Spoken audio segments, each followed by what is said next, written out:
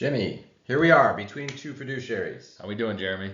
Doing well, doing well. We're gonna tackle the financial food pyramid. I love it. Let's go. So it's inspired by the actual food pyramid, and we know there's been some changes to that. So let's dig in. All right.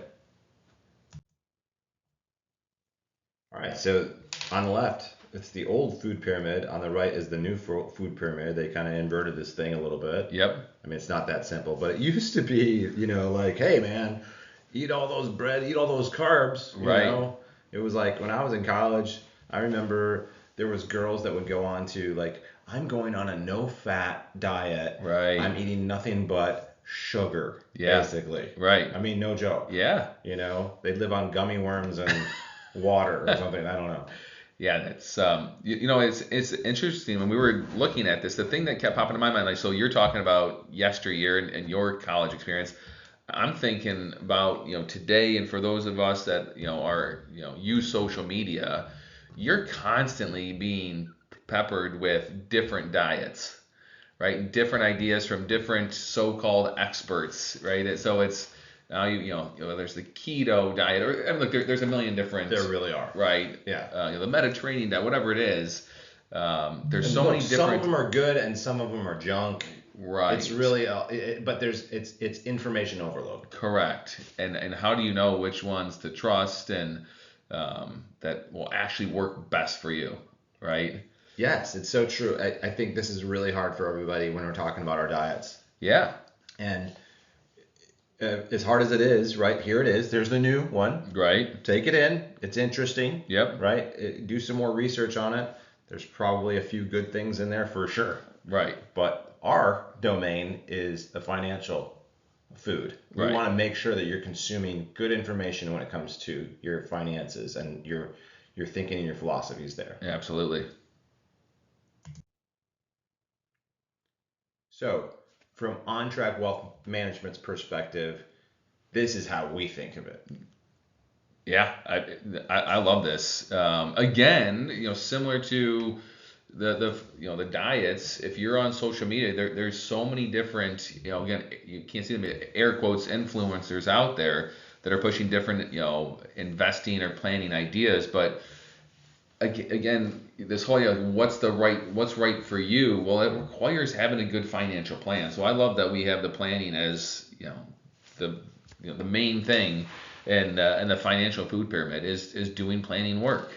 Right, and then we evolve from there. Sure, tax planning is obviously, we believe that's critically important for improving your chances of long-term success.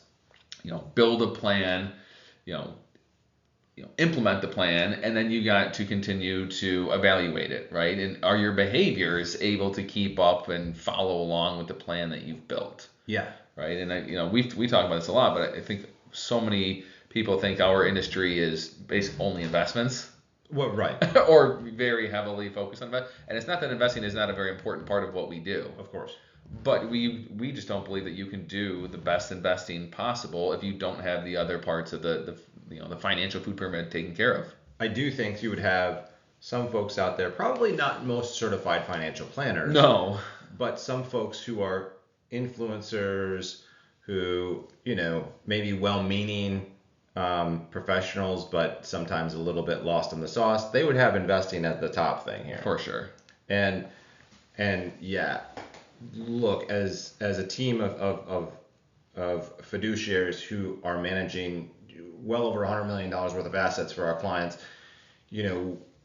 look, we believe in investing. Right. To do it right is your point. You have to plug in the right inputs. Those right inputs are very much so designed around you. That starts with that financial plan. That financial plan is really another way of saying the financial plan is it's all about you, Mr. Client. Right. And what are your circumstances? What are your needs? What are your wants? What do you want to get out of this? Because for some people it's, I want to maximize my portfolio. Okay, great. That's not a wrong answer. Sure. Now, for other people, it's more about like what makes me sleep at night. Right. Some people are more charitably minded. They want to make sure they're giving away more. They're more, intergenerationally minded. They want to make sure their kids have the money. There are a million different playbooks. Right. But each one is unique. I couldn't, I don't think you could have said it much better. All these plans need to be customized to you, the individual, because, yes, there are plenty of overlapping elements in financial planning for individuals, particularly those that we work with, but they're all different, right? And we know that we haven't had one plan that is identical to another. I mean, they really are customized. Age, income, taxes, behavior, the emotions that surround investing and finance for our clients and prospects, everybody out there are all different. They are. And Benjamin Franklin was, famously said, death and taxes, those are the two Right. guarantees in life. Right? Yeah. I think that's roughly what it was. He was actually kind of known to be sort of a father of financial planning in a Sure. lot of ways. He talked about it well in advance of it becoming a formalized discipline.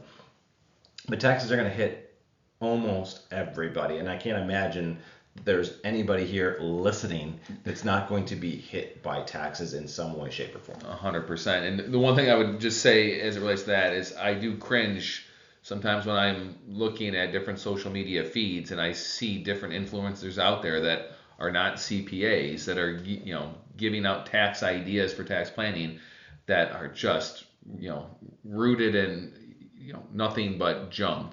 So you need to be very careful of what you're consuming out there.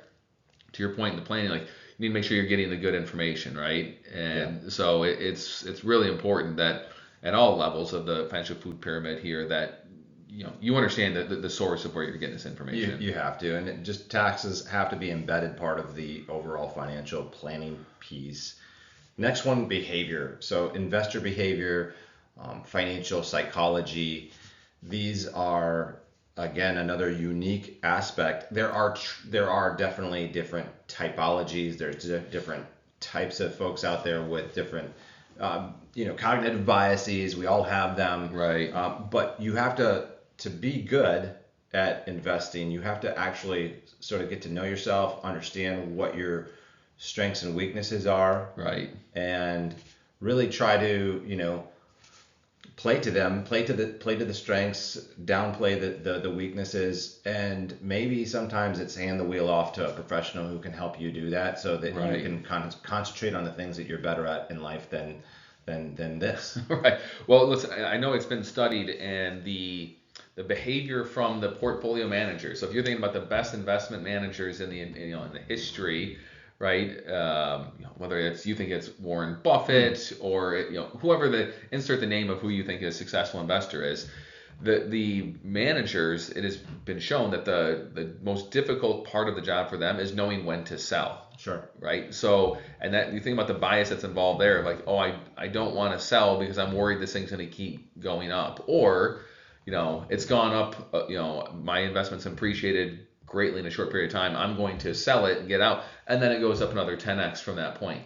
Right. Right. So they're constantly battling that behavioral influence, that their emotional biases to the stocks that they are investing in. So if the best of the best are struggling with that, what do you think that the retail investor is struggling with? No doubt, and this behavior piece, it's such a big deal. It can be an inhibitor to some people. Right.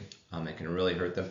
Sometimes we talk about this in terms of how people and I'd say more often than not, we kind of see people who are like want to be more conservative, right, to their detriment, and that's a behavioral bias. Whereas you can say to them, it's actually taking no risk, it's taking too much risk, right, and you have to rewire the brain a little bit to think about how this is going to work. And moreover, I'll just end the behavior portion by saying, I think one of the biggest things that people need to do is think in decades, not in days. Yeah. And that's one of our core values here at On Track is thinking in terms of decades, not days. Because if you are able to do that, then you're going to know that the mania of the times that we live in, the markets that we are going through, be they good or bad at any given time, there's going to be a longer term track record that you can lean into, and that's super important. Oh, absolutely.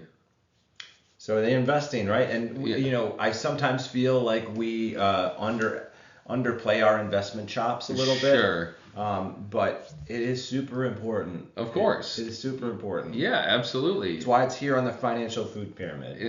One of the things that I think we talk about frequently is and there isn't one way to do investing well, right? I mean, you have people that have won Nobel Prizes for, investment theories that are very contradictory to each other, right?